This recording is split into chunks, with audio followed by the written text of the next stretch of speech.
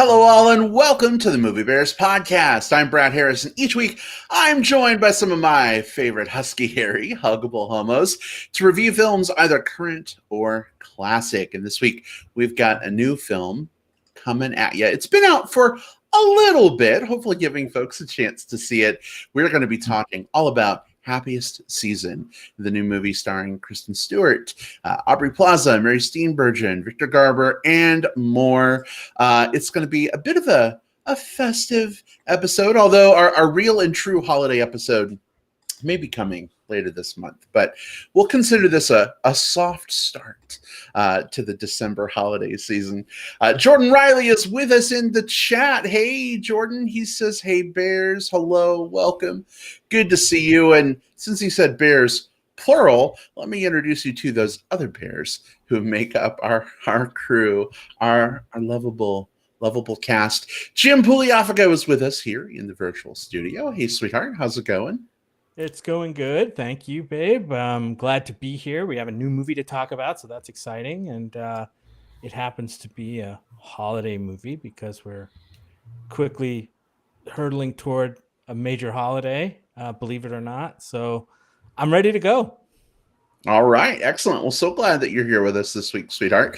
Someone else I'm really, really glad is here with us, of course, is Will Lindis. Will, always a treat to see you, my friend. How you doing?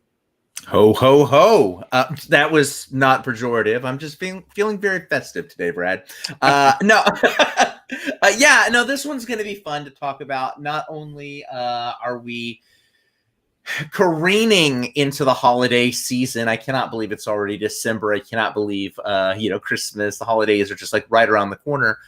But we're also talking about an LGBTQ film, which is, for an LGBTQ podcast, has a very special place in our hearts. So I'm excited for this one.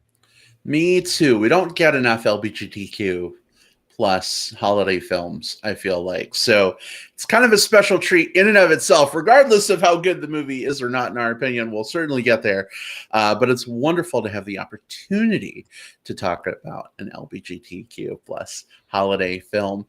We've got some other folks with us in the live chat. Kevin O'Connor says, hey, Bears. Hey, Kevin. Welcome. Hey, Kevin.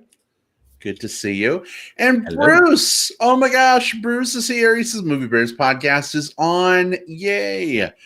Yay. We're feeling yay too to see you, my friend. Welcome. So glad to have you. And Adam Kime. Oh my gosh, Adam, we missed you so much. Hope you're doing well out there. But he says smiley face with little rosy cheeks.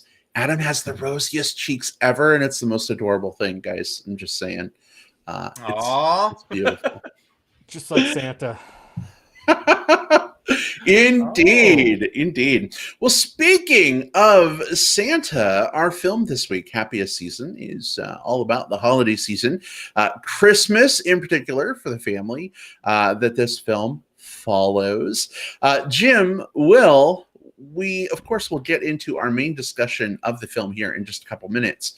But let's preface this up front by saying we're going to be talking about Happiest Season spoiler-free for probably 10 or 15 minutes before we open up that big, nicely wrapped box of spoilers under the tree. So we'll give you a fair warning before we do that. So if you haven't yet seen Happiest Season and you're like, I'm not sure if I want to see it or not, we will happily weigh in with our thoughts. But caveat on that, we're all big proponents of making up your own mind. So maybe hearing our thoughts is helpful to you. Maybe it's entertaining. We hope. But as always, always good to make up your own mind too. Jordan Riley says, is Brad wearing a leather hat? Jordan Riley, good eye, my friend. Yes, indeed. That's why it's so shiny. So bringing a little leather to the holidays. How about that? So Jim and Will, are you folks ready to get into our LGBTQ plus holiday film? Awesome extravaganza. Add some adjectives. Are we good to go? Hey, it's always the happiest season when I'm spending it with the two of you. So absolutely. Let's jingle those bells together. Come on. Oh, heart symbol, heart Deck symbol. those halls or balls or whatever we're doing. All right. Well, then that said, here we go. Our discussion of Happiest Season.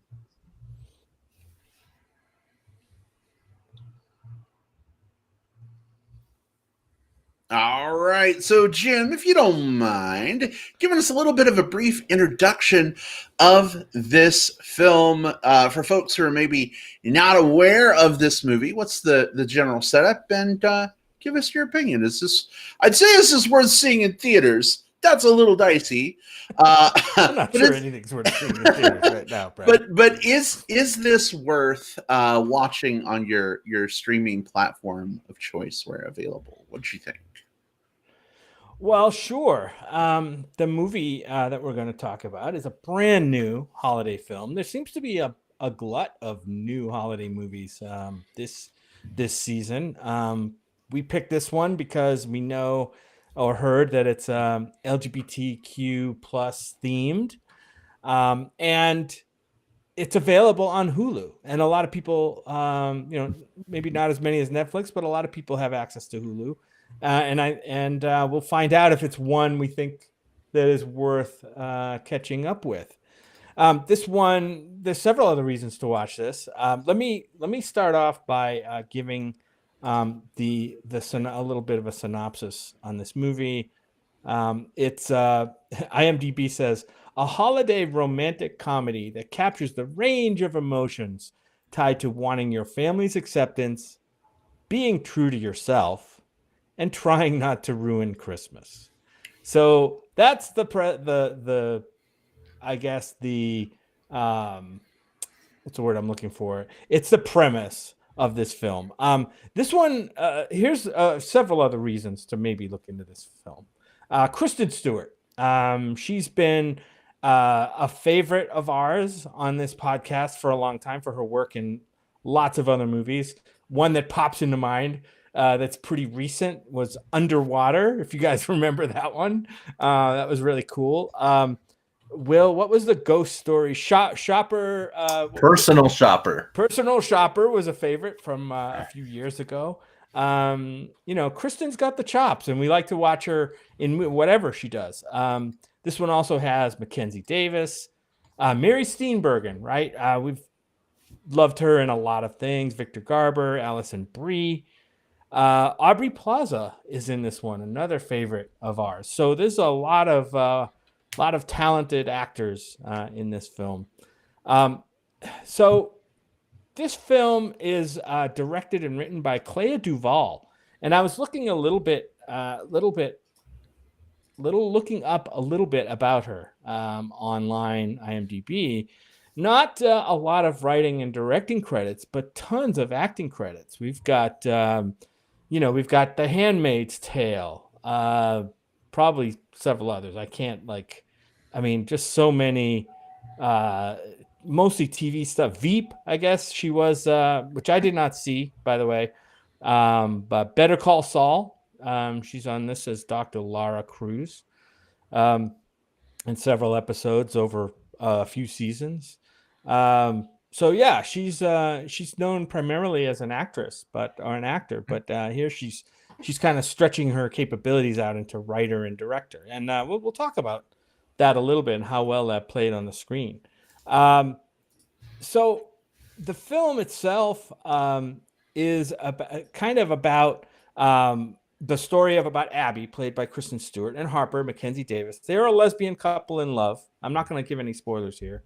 Abby is ready to propose, to take their relationship to the next level to Harper, and plans to do so at a big Christmas family gathering at Harper's parents' place. But there's a wrinkle that comes up in this movie, and I don't know if it's a spoiler to talk about what that wrinkle is. I don't think it is, because I think it's in the trailer. The wrinkle is that Harper, even though Abby thinks that Harper is out to her family, she's not. She hasn't told them about her real relationship with Abby, and so that is the premise of the movie. This one, for me, I think I enjoyed watching this as kind of a fresh take on what you might see as a kind of like a Who's Coming to Dinner twist, with the gay relationship at the center. But this movie tonally is very hard to pin down. I think it tries to be, it's definitely got some comedic moments that I think work, but it also gets really serious and really, really emotional, I guess, in parts of the movie. So it's trying to balance those two things. And whether it does it, fantastically or not, we can argue that, but I think it does it well enough. I think the funny stuff is funny enough. And I think primarily that the actors and the writing, I think, is sharp enough in that it subverts some of those standard Who's Coming to Dinner romantic comedy tropes that we often see, right? I think it tries to anyway.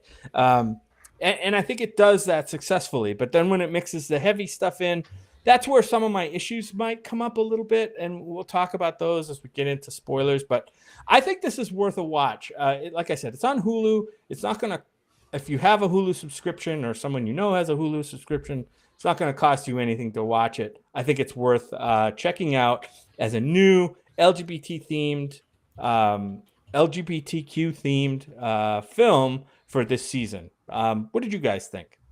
All right. Well, sounds like a fairly positive leaning there, babe. Thanks so much for that. I appreciate that. Jordan Riley in the chat mentions that you neglected to call out one of Kristen Stewart's acting credits, and that, of course, is being from the Twilight series. We try to forget those films as much as we can. Well, mostly because I've never seen any of them. And she's really good at playing a audience surrogate character in those types of things. So yeah, it's one of those, like, she does a great job of performing exactly what she was asked to perform on screen. Yeah.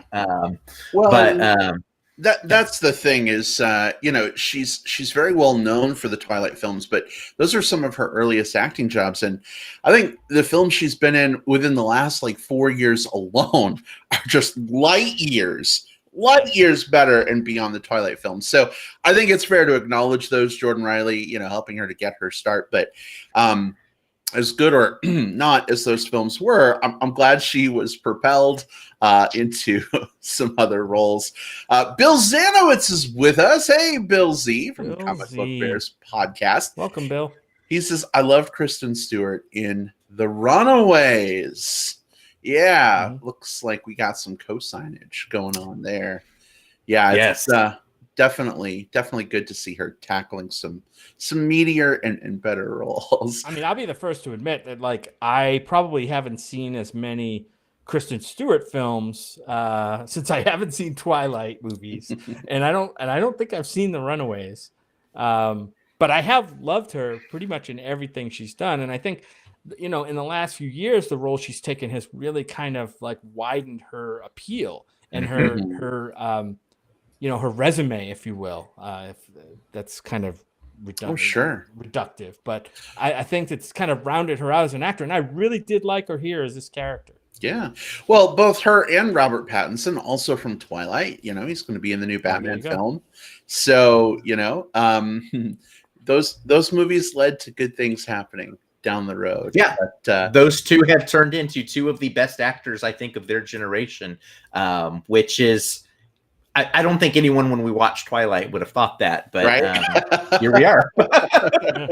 There's maybe a hint of it for Robert Pattinson in Harry Potter and the Goblet of Fire. But Will, what did you think of Happiest Season? I know that this was one that I think I had seen on Facebook. You had seen, but I deliberately tuned out of that post because I didn't want to know what you thought until we got to it on the show. Was this a big win for you? Is this a recommend? Is it kind of a whiff? What did you think?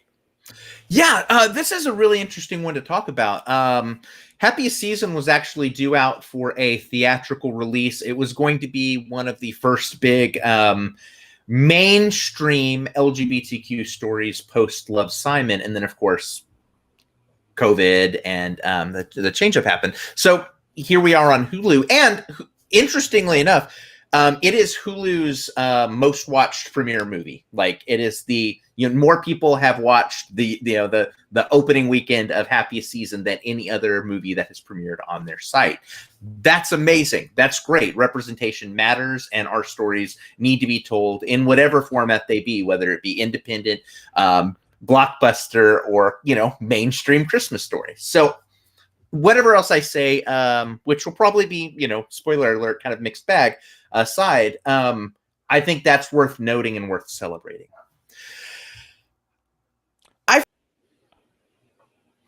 No, we lost him. It's doing that thing that it does I sometimes. can still hear him, I think. Oh, I can't hear Will at all. Oh, I can hear him. He's completely gone for me. His video left, but I could still hear his audio. Nope, I just hear you.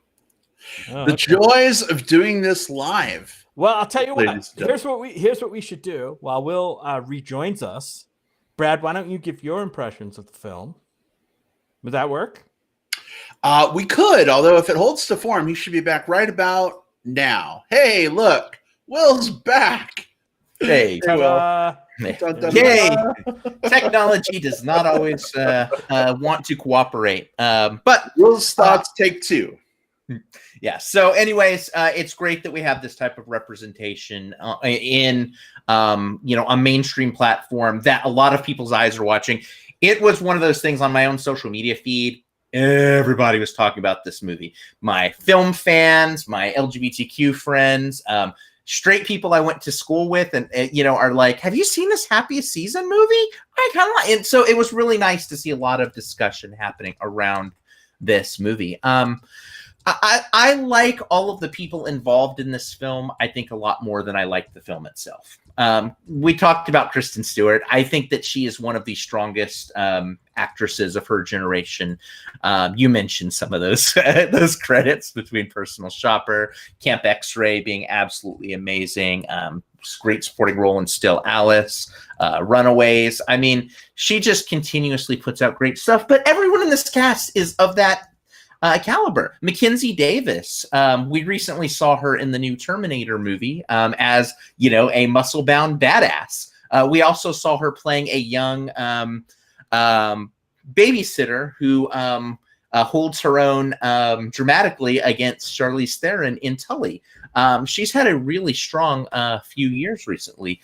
Dan Levy is in this from Schitt's Creek, and absolutely chews up the scenery. We just love all of the cast here. Alison Brew, Aubry Plaza, who I'll be talking about a lot later in this episode.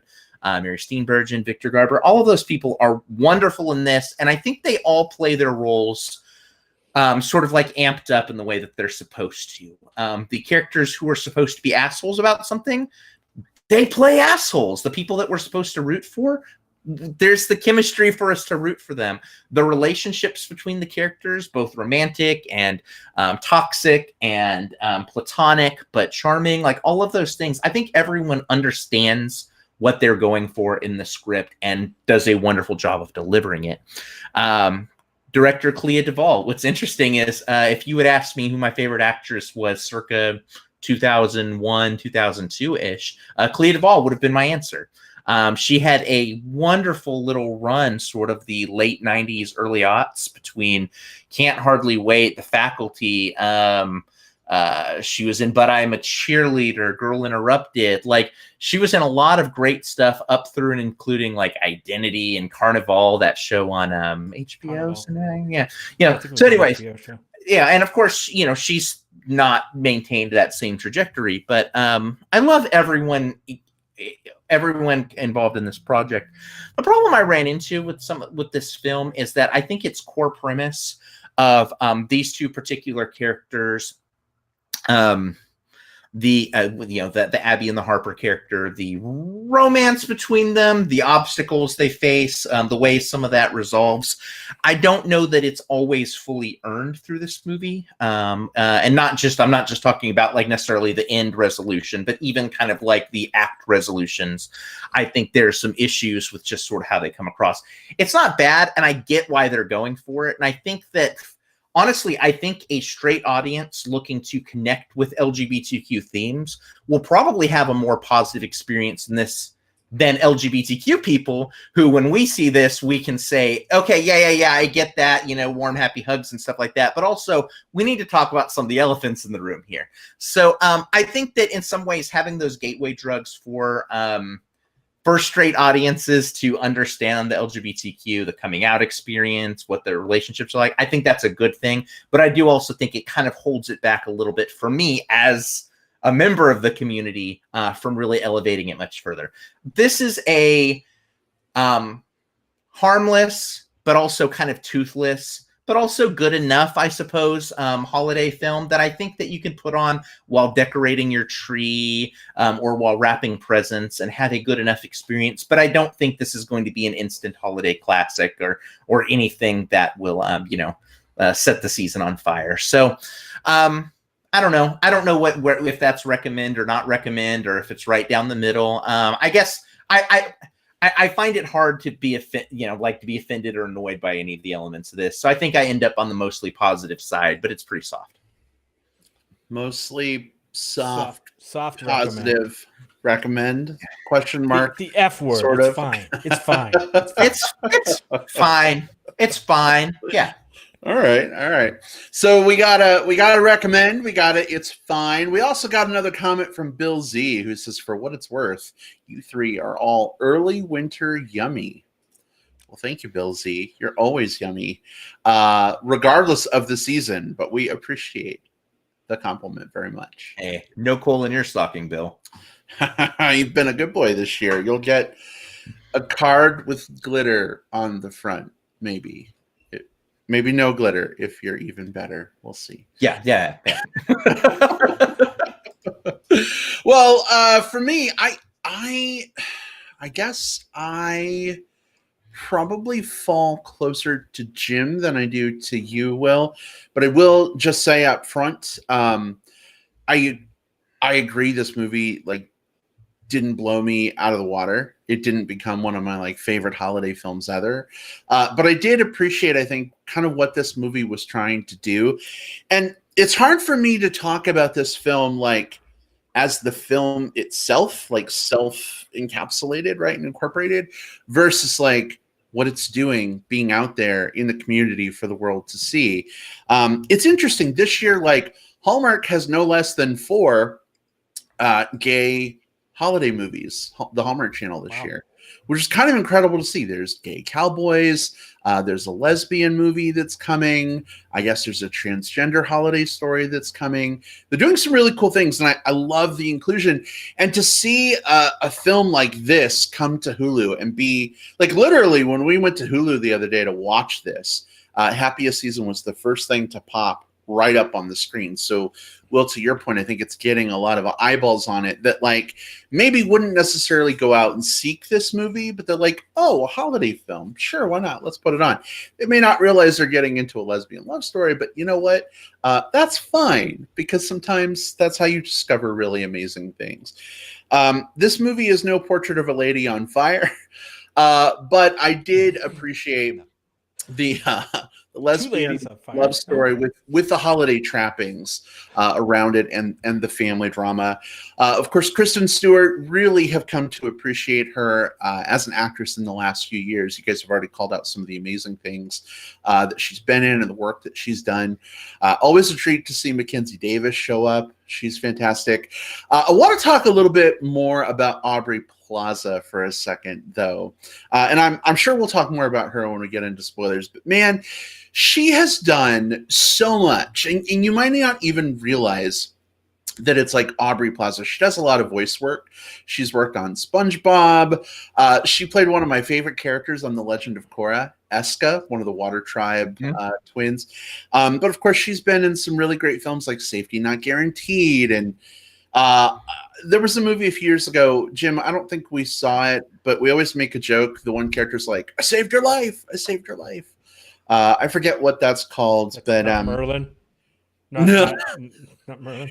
No, it was like 2 rich brothers have to bring girls on a trip or something with their family, and They like I don't even remember the name, but that was probably her like one big critical clunker of the last years. I didn't see it, but she got some pretty abysmal press about that. But beyond that, I mean, I think she's gold in pretty much everything I've ever seen her in. So I didn't even know she was in this film before we sat down to watch it. In fact, I didn't even see a trailer for this before we saw it. So when she showed up, I turned to Jim and I'm like, is that Aubry Plaza? Is that Aubry Plaza? And sure enough, it was. So really great to see her. Of course, we just saw Mary Steenburgen in Back to the Future 3, which we watched a few weeks ago. She's, definitely 30 years older at this point, but it's amazing how young she still looks, given her age. And she's probably one of my favorite parts of this whole movie, as Tipper, the powerful matriarch of this clan. Victor Garber, who I really enjoyed on The Flash for a couple years when he was part of that show. Of course, he's from Titanic as well, if you folks remember the character he played there. Really good to see him show up in another film. I didn't even know he was still doing movies these days. I thought he was pretty much just doing TV. So anyway, the last standout for me is the actress and the character who probably don't get the same amount of attention as everybody else. It's Mary Holland playing the Jane character. She was my absolute favorite of this whole thing. So I can't wait to talk more about that character and her arc and what happens. But really, there's a whole lot to enjoy here. There's some really good family drama. There's some good coming out struggles and some hard-hitting reality of emotion for things that go along with that. My hope is that people who see this movie maybe get a better inkling into what it's like to come out to your family, especially during the holidays when the big question when you come home and people don't know that you're queer is, when are you going to bring a girl home when you're a guy, or when are you going to bring a guy home when you're a girl? Anyway, I feel like I'm rambling at this point, but for me, this is a recommend, both because I enjoy the movie and I think it was fairly good, but also because I think, again, it's important that we have these LGBTQ plus holiday films. So, if you're in the holiday mood and you want to watch something that's funny, has some heart, but some drama, this is a pretty solid one for me. Yeah, I wanted to bring up the fact of Mackenzie Davis, who plays, I forget the character's name in here. She's Harper. It didn't dawn on me till just a little while ago when I was looking her up what I really loved her in, and that was she was Yorkie in San Junipero. Yep. And I just didn't make that connection. Another, lesbian love story. So, unfortunately for her, I think in this role, I think her character is a tough character to not the most likable character, right, in the show, I don't think, or not the most relatable character, I think. So it was hard for me to kind of warm up to that character, and I think just the way it was written, it was not the way it was played. And we'll get into the reasons why, maybe a little bit in spoilers, why kind of the audience isn't allowed to kind of make a connection with that character. Maybe if it was written differently, this could have been a much more emotionally satisfying film. But I think I think most of us are really only siding with one side of this relationship. And Jim, and what? Question. Would the Harper character have been better for you if it was the same character that Mackenzie Davis played in Terminator Dark Fate? The good term.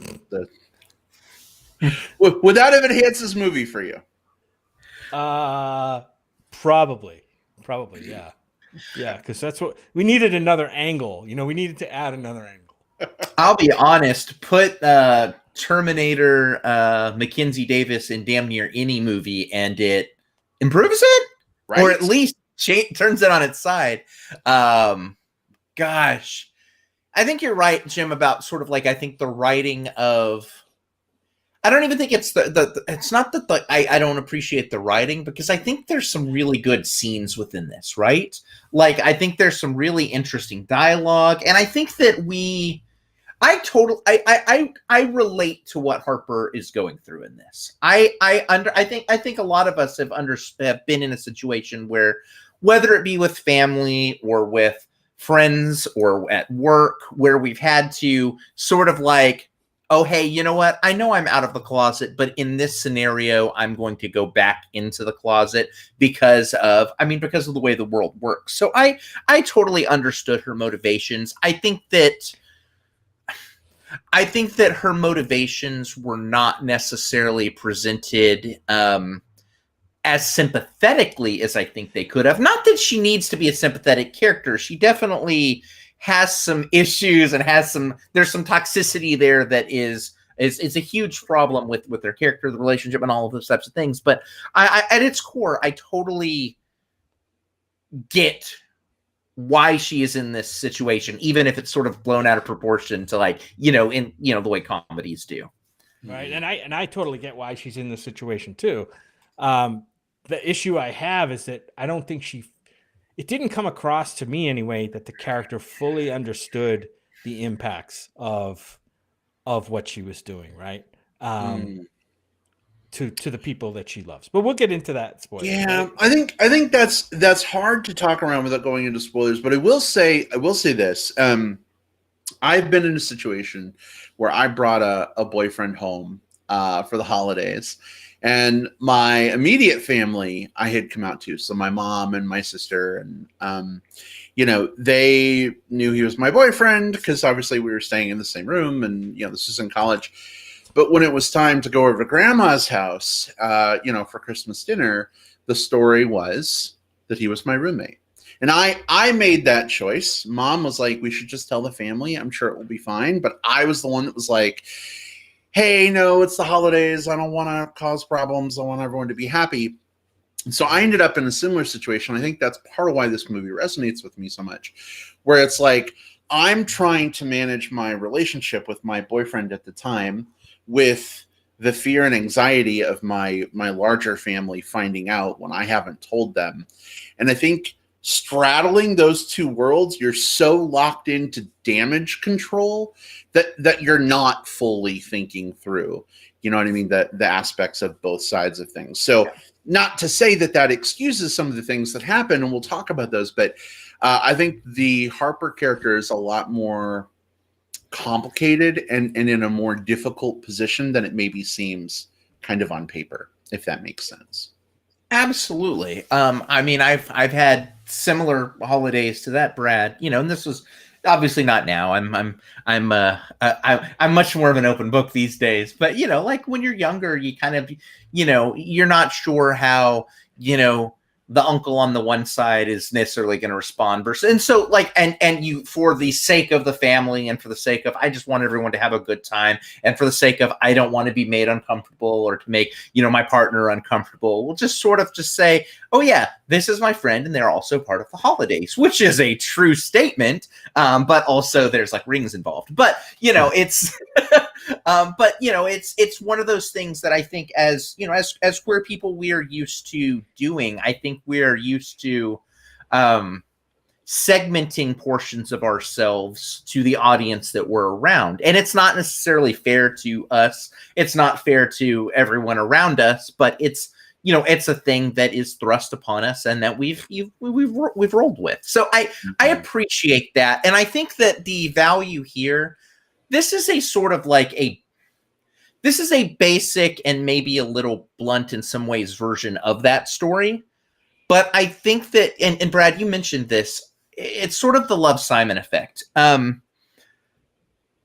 didn't think Love, Simon was necessarily a great movie, but I think that the effect that it had on people that watched it who were not part of the community had a ton of value. And I think that that's going to hold a lot of, I think that there are going to be people who are going to watch this and are legitimately going to think to themselves, oh, when my cousin brought their roommate over and we all kind of knew, but we didn't acknowledge, we probably made them feel this way. We probably made them feel that they were not part of the family when ostensibly they should have been. And so I'm hoping that this has maybe has opened some conversations. Maybe it, opened some eyes. And especially as we're getting close to, that happiest season, in the real world, hopefully it, I was going to say changes some dinner tables. This is maybe not the right year for that, but I think you get the point.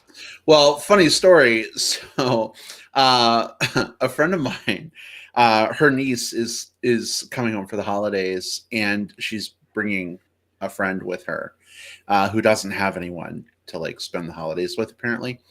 And anyway, she saw this movie. And so now she's wondering if that's the situation, if that's what's going on. So she asked me, she's like, well, as a gay person, like, should I just ask her if that's what this is? Like, should I, try and let her know that like, it's okay, if this is her girlfriend or whatever. And I was like, well, I think you want to be careful not to like ambush her. But, if you want to show support, without being weird about it, you could do that. Well, anyway, I guess she had a conversation, and it's just her roommate, apparently, because it literally is just her roommate. Her roommate apparently has a boyfriend, and they have a child together, and so she was like, well, that was an awkward conversation for not a lot of payoff. And I'm like, well, you can never assume, but it's cool now that they were able to talk about it, Yeah, and now she has more practice for the next time she needs to have that conversation. Or another very real possibility, and again, I'm doing this as the guy that heard your story, not the person that experienced it, which is, there is a not zero possibility that maybe that is still the situation, and the person was just not ready for that coming out narrative at this point and was still sort of within those walls. And by being chill about it, your friend has maybe opened the open the doors for a conversation a week from now, a month from now, whenever that friend is ready. If that's the case, it may not be, but it's still being a good person has payoffs to the people around you. Yep. Completely agree. So but I didn't think about it earlier, but I know that I've put you in the position of Abby, and I've played the position of again, I have a mental block with the name.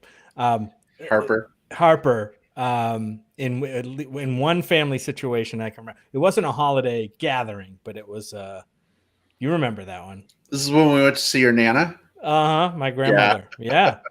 And Will, you hit it right on the head. There are, some family members where you're not quite sure if it's the right thing to do to like lay this on them, even though it's the truth. And it is the quote unquote right thing to do, but is it going to keep the harmony? That's what it comes down to. Coming out is never easy, even when it seems like on the surface it should be easy. I find the people that it seemed like it should be easiest to come out to are actually the hardest, because they're the ones that I love the most, and I felt loved me the most, and I was the most afraid to lose, So, Jim, like, yeah, you may have put me in that situation with your Nana, but first of all, I feel like your Nana had an inkling, and second, I know she did. I found out later that she definitely did. Yeah.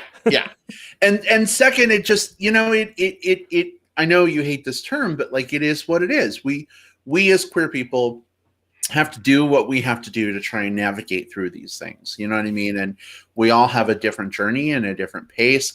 I just hope that like people watching this movie who are maybe kind of like you said, Will, not, going through this personally on their own, they're kind of outside looking in. Maybe this gives them some greater understanding and appreciation, right, for what that journey looks like, especially when you ask those awkward questions at the holidays, like, when are you going to bring a man around? Let's avoid those. I think, that's a super good point, Brad. I think that it's, we as queer people, like, we are constant, like, our coming out process is not like a mark in the sand. Like, we there's the day that we're in the closet and then the day that we're out. We are experiencing that every day. When you go to the store and the guy behind the counter just says, oh, my wife likes that, likes that brand of soda too. Does yours? And you have to do the mental calculus of, like, do I just nod and say yes, or do I say, well, actually, my husband does? And that's right. that mental math happens and will carry with us through the rest of our lives. I want to, because this is probably more valuable in the pre-plug section than once we get into plugs. Do a quick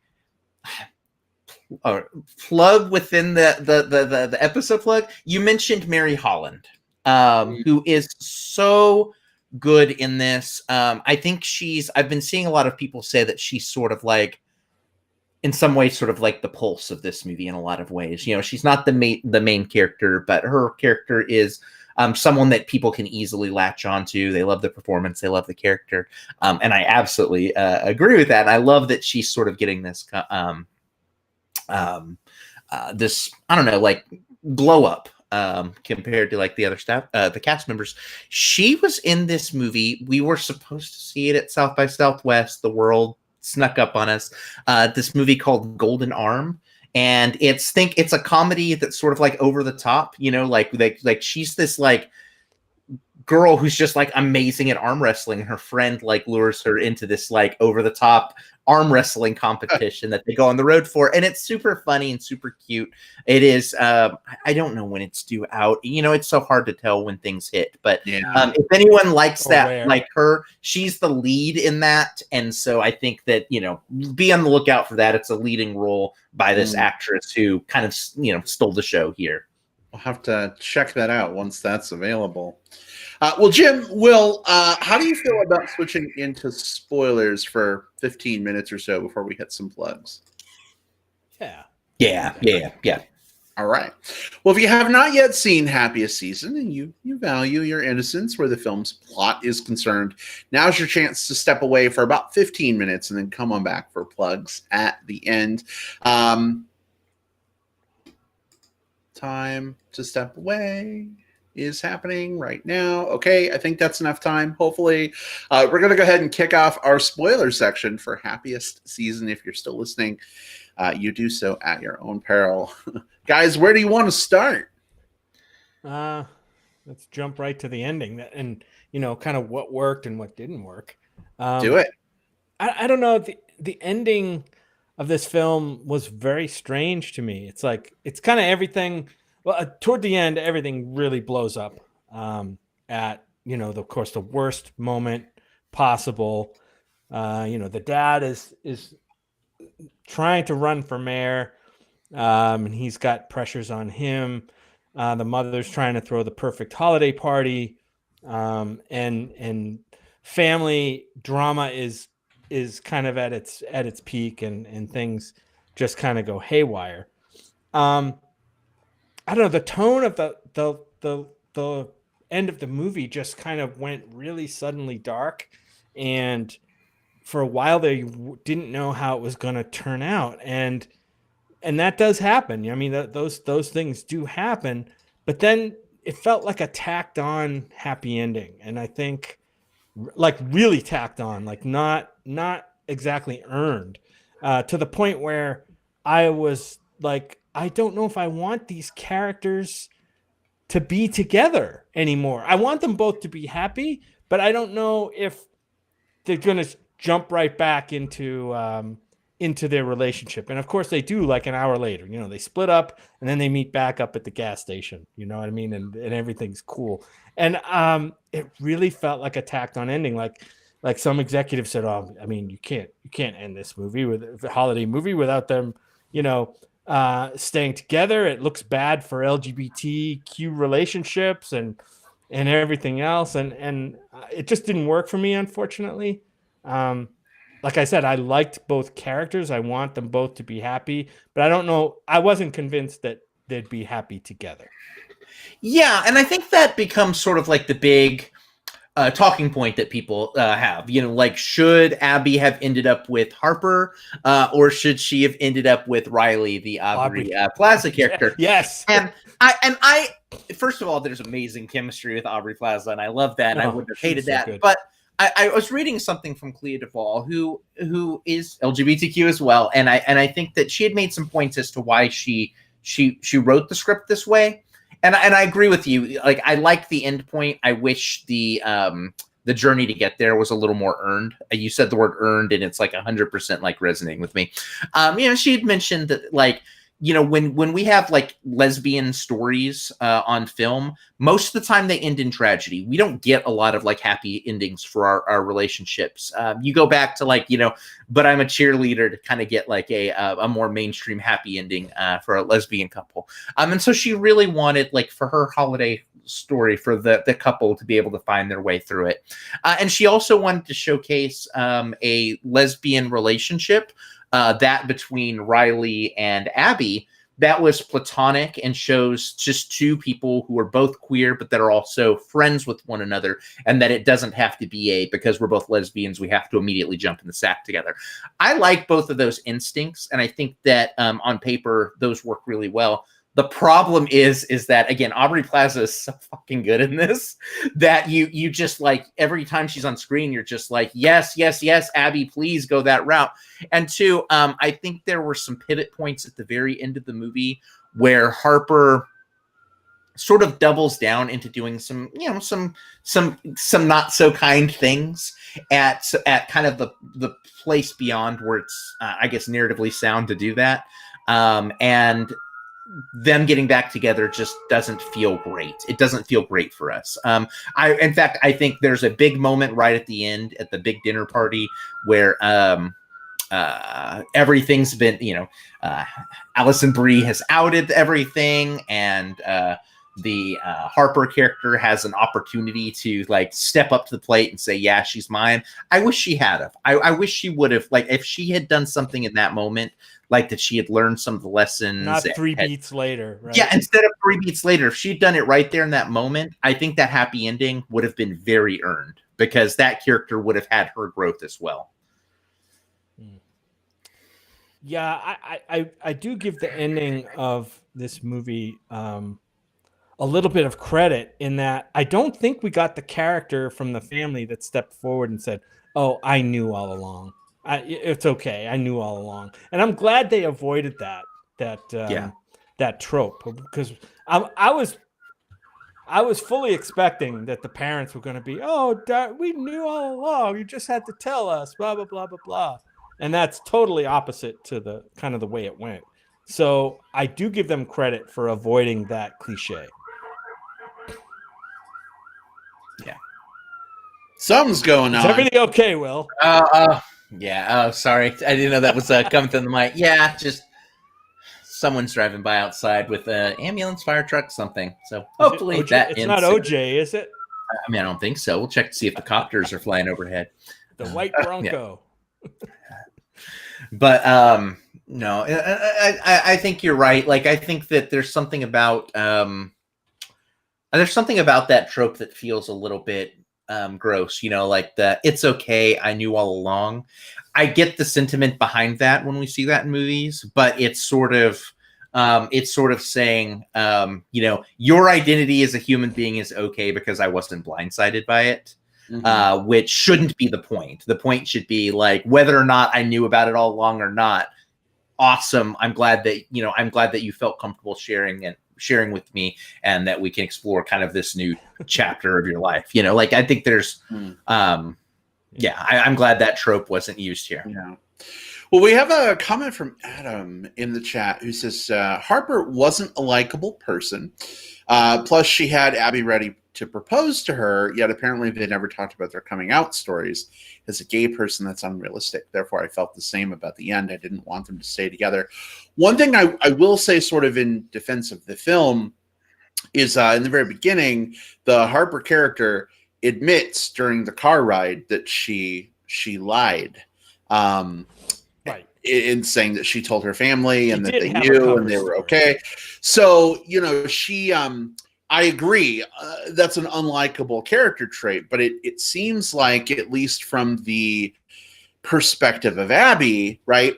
Abby thought she knew Harper's coming out story and was okay with that and was proposing based off of, information that was not correct. So I would agree. I kind of did not want them to get back together and have the, pat ending. I don't know if that would necessitate changing the title away from Happiest season. I don't know. Not at all. Yeah. And not to say that Abby should have jumped right from one relationship to another one with the Aubry Plaza Riley character, right? But I think it could have been more poignant to have them be apart with maybe a question mark hanging over them. Would they or wouldn't they? But I don't think that's going for the Hallmark Channel feels that this movie maybe was going for. So would it have made it a better movie? Yeah, absolutely. Would it have made it a better holiday movie? I think arguably probably not. So here's what I propose at this point. We can't remake Happiest Season. It's already out. It's been released. But we like doing it anyway. But what we can do is we can make a sequel. And this one's going to be called Happiest Seasons. And we're going to set it in, let's say, kind of like that little run up between Thanksgiving and Christmas, just like, whatever it happens to be. And we have all of the families coming back together because Dad's doing some sort of re-election thing. But this time they have another secret to keep because, see, Abby and Harper are still together, but they don't know how to reveal that they're now in a trouble with Riley. And so Happiest Seasons, we've got another secret. Who else is in the closet? Hello, Aubry Plaza. Come out and join us. You're part of this triad. Well, I was just going to say, this is a family holiday movie. You can't have as much as it would be comedic and almost funny, you have a shot at the end of the three of them, waking up in bed like the day after Christmas or something. To be continued or something. That'd be a little weird though, because Harper and Riley used to date. They were a thing. Like, I can't imagine being in Abby's position in a throuple. And an ex comes back in. Yeah. Realistically, that's bad news bears for everyone. Like, now, if Riley were like a different lesbian character or a bisexual character or something that didn't have history with Harper, it was just someone that Abby met, then yeah, totally, I'd be on board with the throuple idea. But as is, I'd be a little worried about that. What about a spinoff that's Mary Holland's character? Following her as a Jane and her fantasy books and sort of being paintings. Basically, can I just say, the Jane becomes the person that in this movie, Jane becomes the person that I think we all wish J.K. Rowling was. And I appreciated that a lot. Like, it made me just her ending was very Jane, and it made me love her all the more. Mm-hmm. Yeah, while we're talking about the supporting characters, now I'm saying this from a person who's never watched 1 minute of Schitt's Creek, but I gotta say, I just did not like the Dan character in this at all. Ugh. Just really, first of all, I didn't think he was very funny, and I think he's supposed to provide more of the comic relief. I thought the comedy that I got came out of other situations. And then this is not a knock against the actor. I just think throwing a gay male best friend in this film just felt a little tacked on to me. And it's not the actor's fault, and I don't know his work from Schitt's Creek. Is it the same character? It's not the same character. It's not. Okay. Yeah. But yeah, it was just it felt I don't know, superfluous to me and unnecessary, I guess. I get that. I think that I was more favorable on the character than you, but I do think that, and I know what the narrative purpose was. We had to find a good way of getting the Abby character to talk through all of the complicated things that she's feeling when she's in this situation where she literally can't talk to anyone else in the family, or even Harper. She has no one to talk to about the things she's going to, because everyone's either family or Harper. And of course we do have Riley, but I think that that was probably why the friend is included in there. Someone to bounce, here's what I'm feeling, here's what my struggles are. I don't know that it always worked, and I do think maybe you kind of tweak a little bit of that, maybe adjust, and it comes off a little stronger. So, I was more favorable, but I get it. I get it. Yeah. Yeah, it was just a little weird to me that like the gay male that we have in this movie was like hacking people's phones and tracking them and killing animals, through negligence. And I don't know, that felt a little not great for me. Also, I think they were kind of going for a little like my best friend's wedding-y feel by having the gay best friend, and granted the main character here is a lesbian herself, so that's obviously different than my best friend's wedding. But I think I see what they were trying to do, and I think in some ways it did kind of work. But I almost feel like this would have been stronger if her best friend were an ally rather than another LGBT person, just to show that support and have those conversations. And but again, we can't remake this movie. This movie has already been cast in the Beskar steel. It is its own thing forever. But if you want some notes on happier season, let us know, and maybe we can give you some. But Adam again says, did anyone feel like the married sister's husband was going to come out as gay instead of admitting to having an affair? I'll be honest, Adam, when the closet opened and I saw him, that was the first thought I had. And then, of course, I saw her and I was like, oh, okay, that's what this is. Would that have made the film stronger? Possibly. I again, in these kinds of movies, sometimes that's a device that's used in that some other character comes out of left field as being gay, which kind of maybe lets the pressure off of your main character a little bit. And they did it. It was used for the same purpose here, just done a different way, right? He was in a extramarital affair, right? With who was it? I forget who he was even with at the time. But yeah, I felt for a while there, I thought that somebody else was going to come out as gay, whether it was him or somebody else. Yeah, and I think that I'm with you in that. I'm glad that wasn't the approach they went with, because I think that does become sort of like a pressure relief valve for the family to, like, it's easier for them to say, oh, well, we don't have to deal with like the Harper coming out situation right now because this person who's maybe a different part of the family is doing it, so we can turn our attention there. I think that it sort of robs from that coming out narrative here. That's not to say that I didn't expect them maybe to do that, but I think I will say that I'm appreciative of what they did instead. Yeah, and I will say there was one moment where I did groan in the movie, like my eyes rolled back almost to the back of my head.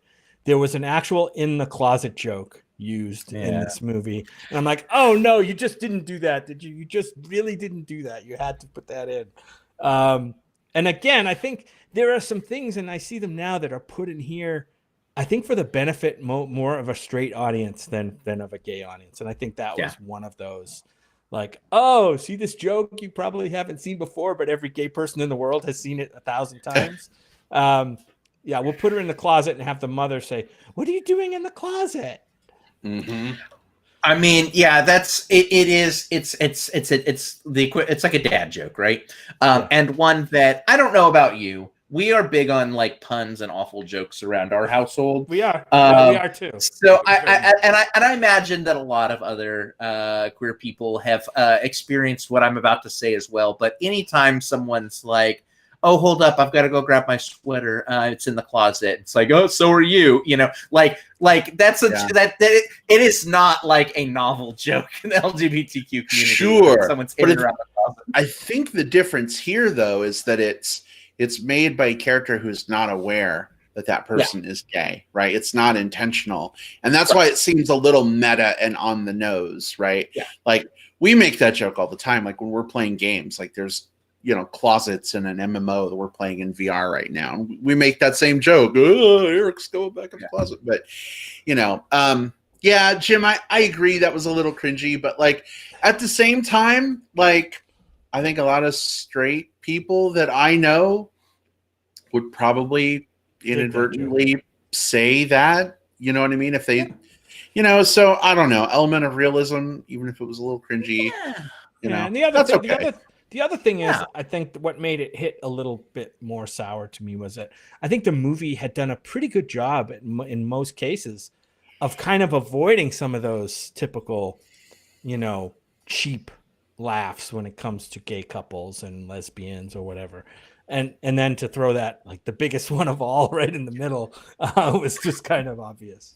And that's exactly it. Like it's a bad joke told poorly. But I think that, straight audiences will probably resonate a little bit more with that. Like it'll be the first, honestly, someone's Aunt Susan, this is the first time she's heard that joke, and she is just rolled over laughing at this, going like, oh my gosh, that's good, I'm going to use that. And while the rest of us go like, okay, yeah, we know this, we've done this is old hat. But you know what, Aunt Marge, it's okay because you're trying and we appreciate that. I could totally see somebody in Michigan like elbowing somebody else in Michigan saying, oh, we're going to use that on Brad and Jim when they come over. Can you go get the Instapot? It's in the closet. Here's the thing. When my dad was visiting, he made that joke. I'm sure he did. He made a lot of other jokes, too. 8 times, Dad. 8 times. Same joke. Okay. But, anyway. Well, fellas, any final thoughts before we jump into some plugs?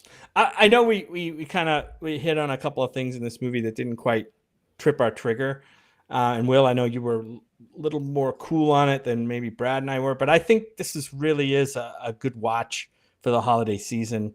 To add to your holiday repertoire. I hope some of these other, I hope we start to see more incorporation of LGBTQ characters in holiday films that aren't necessarily the center, of the story even. You know what I mean? We don't necessarily need that, but we just need like honest representation. And I think that would be a huge step forward. Yeah, absolutely. I think that the worst sins of this movie really fall in the category for me of like well-intentioned, like cringy, in that it's not bad, it doesn't cause any harm, it's not necessarily always executed as well as it should, but I think that its heart is in the right place, and it becomes a lot harder to fault it for it.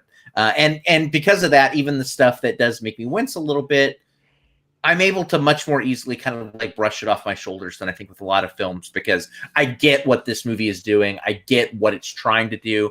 And I love the effect that it's having on people that, in a weird way, I almost feel like this is maybe a romantic comedy, or, Christmas holiday romantic comedy that is, I don't even know that we're the target audience for this. I think people who are looking for, I think this is a film for allies. And I think in that way, I think that it does a really good job of making people feel like more connected to something that they, or to family members who maybe they've been struggling to try to connect with.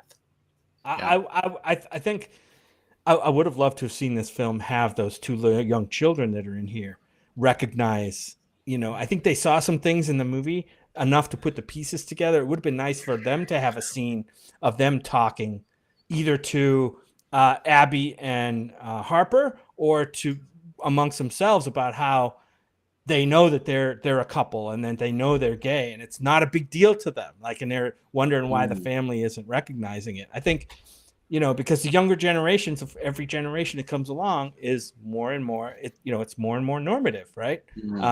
For relationships like this to be okay. And it would have been nice for the film maybe to roll that in, but yeah. Well, they did at least have the kids apologize. I was a little afraid that was going to be forgotten about by the end of the film. So kudos for that. They did. I agree that could have been a little better with kids for sure. You know how I feel about children and in movies. Precocious kids for the win. Yeah, these 2 were not handled very well. They weren't handled very well by the script. I'll just tell you that. Oh man. Final thought for me, every time the Harper character was hanging out with Abby, like in her room, the room that didn't have a lock on the door, I was feeling a lot of crazy anxiety. From having brought a boyfriend home, on my own, like my In mom your and sister. bedroom? I know my mom and sister, I was 21. Yeah. I mean, my mom and sister obviously knew that I was gay and he was my boyfriend, and they probably knew that we were, my room was the basement, and they probably knew what we were doing down there when no one else was there. The dungeon. But like my sister sometimes, God love her, because the washer and dryer were down there, she's not used to me being home. She would just throw the door open and start tromping down the stairs to do laundry. And I'm like, shit, like get under the covers or. So I don't know. The film was just like giving me mad PTSD flashbacks. I don't know, Jim. I know you were married to a woman in a previous life. Did you ever experience anything like bringing a spouse home and staying in the house where like people would walk in on you or, like interrupt private? That's a story I think you've heard. I had a friend of mine. This was back when I was married, but going through a divorce. I had a friend of mine in another city invite me over for the evening. And we spent the evening at his house in the master bedroom. And unbeknownst to me, his wife was in the house the whole time. He was married to a woman also, but I think he was much less in the closet than I was. Yeah. And I'm like, you didn't tell me like she was like in another part. They had a pretty big house. And like, you didn't tell me that she was like, because I found out in the morning as I'm going to work. Oh my God. That's awful. That's so like, not only is he married, but she's like in the house somewhere else. She probably knew While everything. you were She probably sleeping. knew everything. Whoa. She's probably standing over you with a knife while you were No, sleeping. I think it would have been bad. I think it would have been, it probably was a case of like, oh yeah, she knows, and she's letting me have this night, and everything's cool. Don't worry. I would have preferred to know that up front than find out. Right. And find out everything after the fact. My goodness, Sally Paper. Yeah, their situation is whatever their situation is, and that's totally fine. But they need to have been in full disclosure with you on that because yeah. Oh goodness. Yeah, they make a movie out of that one, or at least a short film. Get to writing, get to filming. Be the change you want to see. All right. Well, let's switch to some plugs as we look to wrap up for this week. I'll get us started. I want to plug a show that came out 18 years ago. Jim, you've probably guessed where I'm going with this now. It is available right now for $9.99. It's the lowest price I've ever seen it on iTunes and other platforms. It is a show by Joss Whedon that helped skyrocket him to the public forefront. It helped lead towards him doing things like the Avengers, and the series I'm mentioning, of course, is Firefly. It only had one season of like 13 episodes or something. One of my favorite shows ever. I've only watched it through once, though. It's one of those shows where I feel like if I watch it 8 or 9 times through, like I have all the other different Star Trek shows, because it's only one season, it might lose something. But Jim and I started a rewatch last night. Jim has never seen it before, so he's just beginning his Firefly journey. But I was surprised to see it was only $10. Usually when I have looked at picking it up before, it's been like $30. So, whether you've seen Firefly in the past and you loved it, now's a great time to pick it up. Whether you're new to it, if you like sci-fi and you like Westerns, this is your show. Just buy it. You won't regret it. I think you'll like it quite a bit. That said, Jim, I think you had some issues with the Nathan Fillion character. Oh, yeah. I mean, I'm getting into it, and I think he's a very strong character. Very, what's the word? Abrasive, I guess. Hard to kind of like. But I'm guessing as the season goes on, I think, he's one of those characters you're going to kind of fall into. But I'm kind of excited to see it. I mean, people talk about this new show, The Mandalorian, being kind of a Western in space. This is even more of a Western in space. And I'm digging it. I'm liking it a lot. Yeah, Firefly's good. Just bring it back. Give me 8 more seasons. Oh my God, please. Could we please get some more? Now is the time. Joss Whedon, quarantine. Come on, buddy. We need more Firefly. Maybe new characters or new actors or the same ones? Same actors. Same ones. Okay, you don't Yeah. want to reboot then. Okay. Although, No. no reboot, Yeah. no reboot. Yeah, no make reboot. sure you watch Serenity at the back end of Firefly, because Indeed. that impacts some things too. Yeah, It does. It totally Okay, does. cool, But cool. I'm down. We're All right. kind of in a show hole right now, so yeah, that's a good time. We are indeed. Well, Jim, what have you got this week? Okay, so surprisingly, I have a movie that I kind of want to call a documentary, even though I'm finding out that parts of it are made, I guess, or what's the word I'm looking for? Kind of dramatized, maybe. This is a movie I came across just on somebody's comment on Twitter, on film Twitter. They were talking about Lovers Rock, Will, and they said, "Oh yeah, Lovers Rock is amazing," and this movie that I'm going to talk about is just as amazing, almost as amazing. It's called Bloody Nose, Empty Pockets. I don't know if neither of you guys have probably heard about it, but basically the movie is, on IMDb, it says, a look at the final moments of a Las Vegas dive bar called the Roaring Twenties. And this is kind of a cinema verite. You're like plunked in the middle of this bar on its last night of opening, and all the regulars are like coming in and interacting, and you're kind of getting to know these characters, not through any narration or anything like that, just kind of spending time with these characters and how they're talking, and the whole time you get the sense of like that this is all coming to an end. And it's pretty pretty amazing filmmaking, I think, and it's hard to tell like what maybe was dramatized and what were real people, like real, bar patrons. And I'm not like a barfly kind of guy, but this gives you kind of the feel of, being a barfly for a night and being in this bar. And so you could tell that some of these people have spent, the bartenders, one of the bartenders, by the way, there's a couple of hot bears in this movie. And one of the bartenders is, and you could tell that some of these people, when this bar closes, it's a big part of their lives. And it's kind of melancholy in that way, but it's called Bloody Nose, Empty Pockets. And it's available on YouTube Premium or YouTube Red, or if you have that, for rental, like $4 or $5. So definitely worth it. I appreciate it a lot.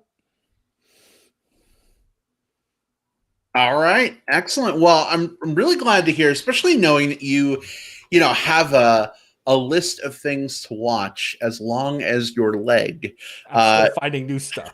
Yeah. You're still finding new stuff too.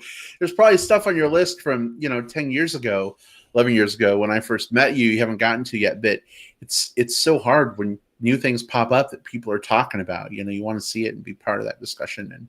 And so really, really jazzed to hear that you found something you were passionate enough to plug. Well, how about for you? What have you got this week? Let's see if I can keep the trend alive. So we've got Firefly, and we've got Barfly, and we've got the Black Bear. I don't have a fly one. I've got a movie called Black Bear. And I brought this one up twofold. One, it just came out. It's a new release rental for like $4.99 on like Amazon, Apple, wherever you rent VOD things. It's $4.99. Black Bear is a movie about this filmmaker who she's at this like crossroads with her life. And so she goes to this rural retreat, this like cabin in the woods with this couple. And then things ensue. The main reason I bring this up, the lead in this is Aubry Plaza, and she is absolutely stellar in this. This is a movie that pulls you along a direction, and then it pulls the rug out from beneath you and pulls you a different direction. It's a very staggering, almost intoxicating film, just in the way that it shifts up its narrative and takes you different places. Super cool movie, hard to describe. It's also got some great supporting performances from Sarah Gadon, and Christopher Abbott is in this as well. He's also pretty good, but it's Aubry Plaza and Sarah Gadon who carry all of the weight. Really good film. Black Bear. It is out for rental now. Totally recommend it. Really good film. How can you go wrong with any bear film, really? I mean, right? Right? Aubrey Plaza. The Revenant, Black Bear, like Yeah. I mean, I've been a fan of bear films for 20 years, so you can't go We wrong. have a lot of in them my in our collection. Yeah. Yes, we do. All right, awesome. Well, fellas, as always, this has been a lot of fun. Big thanks to everybody who joined us in the live chat, and to all of you out there listening through digital tape delay. Hope you're enjoying the episode in your car, or out for a walk or on your bike ride, whatever that may be. Just in case folks want to chat between now and our next recording, which, by the way, is the 8-year anniversary of the Movie Bears podcast. I know. Oh my God. We're still figuring out what we're going to do for that. But if folks want to chat between now and then, Jim, where can people find you online? Find me on Twitter at my handle is at JJP out west, all one word. Those are my initials up front, JJP. Also find me on Facebook under Jim Puliophago. All right, excellent. And Will, how about for you? Yeah, anyone looking to connect can find me on Twitter. I'm at whatever cove. Look beneath my chin if you need to see how that's spelled, if you're watching on video.